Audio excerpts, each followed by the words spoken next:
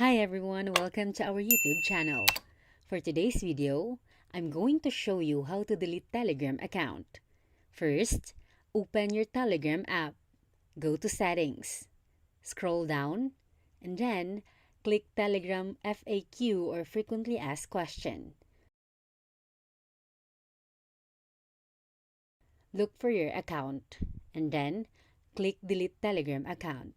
And then after that, under the question how to delete my account, click the activation page, and then you will be directed to Telegram web portal. After that, enter the mobile number that is connected to your Telegram account.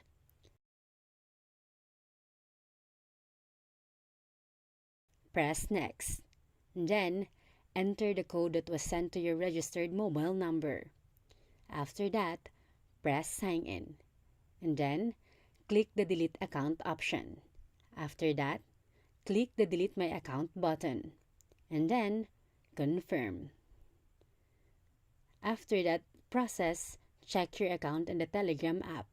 Then you will see your Telegram account has been deleted. So that is how to delete Telegram account. Thank you for watching, and please like, comment, and subscribe if this video helped you. Thank you and be safe.